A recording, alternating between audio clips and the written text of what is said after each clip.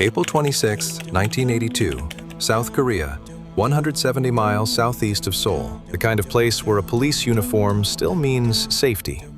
By morning, that uniform will be the reason nobody survives. Woo Bum-kon's father had been a policeman too, and Woo had grown up wanting to follow him. He served in the Marines first, trained as a marksman, discharged in 1978. In December 1980, he joined the National Police in Busan, good enough with a rifle that he was assigned to guard the Blue House itself, the residence of South Korea's president, for 8 months. Then his drinking and his temper caught up with him. He was quietly demoted and shipped out to a small substation in Gungnu, a posting nobody wanted, guarding villages instead of presidents. He moved into a house in Apgok village with a local woman, Chun Mal-soon. Within months, they were living together with plans to marry, but her family refused to approve the relationship because of his drinking. Villagers talked about the two of them living together unmarried. Chun later said he had an inferiority complex, that the talk ate at him, that he was a little eccentric. On the afternoon of April 26th, Chun woke him from a nap by swatting a fly off his bare chest. He exploded, stormed out, and walked to the Gungnu police station, clocking in for duty at 4 p.m., still furious.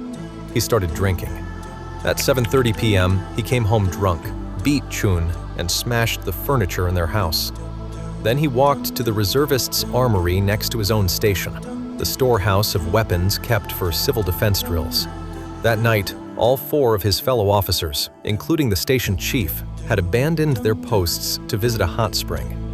He walked out with 2 M2 carbines, at least 180 rounds of ammunition, and 7 hand grenades. Enough firepower for a small infantry unit, carried out by 1 man in uniform.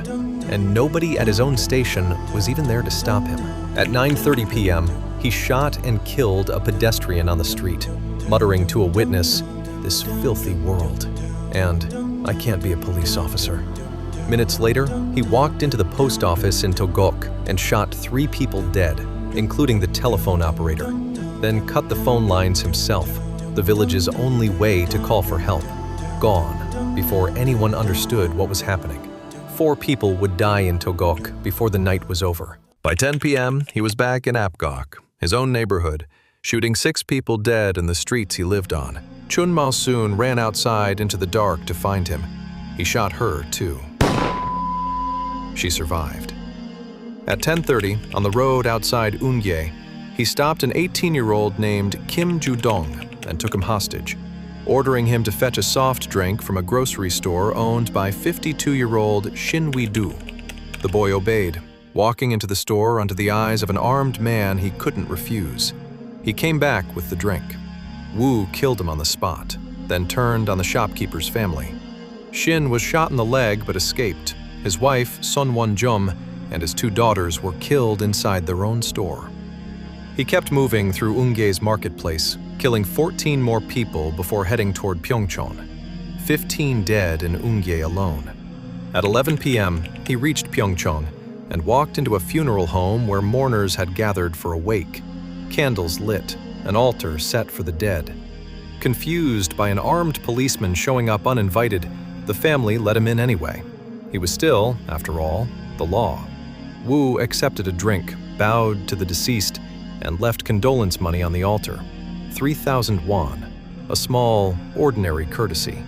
Then, a guest noticed the grenades strapped to his waist and asked him to explain. Another guest, assuming the rifles were empty, reached out and touched one, joking about why he'd carry unloaded guns. Woo opened fire on the room. 28 people would die in Pyeongchon before he moved on. Police had been alerted within minutes of the very first shots at 9:30, but it took them a full hour just to assemble a search team of 37 officers. And Seoul's National Police Headquarters wasn't even informed until 1:40 a.m., 4 hours into the massacre. During the search, officers even opened fire on an uninvolved resident, mistaking him for the gunman. By then, Woo had already killed most of his victims and vanished into the dark between villages.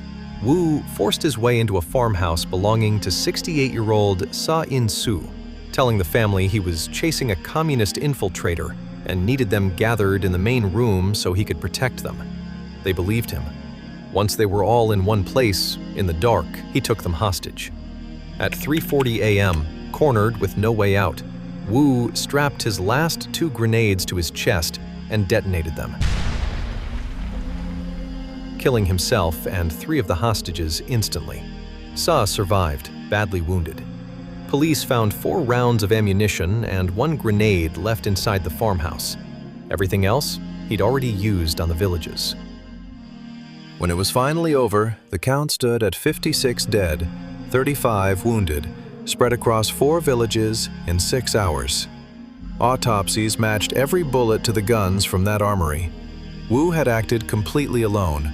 No accomplice, no second gunman, just one man on foot who outran an entire district's police response for 6 straight hours.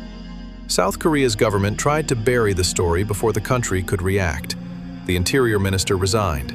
4 officers from Wu's own station were arrested for abandoning their post that night.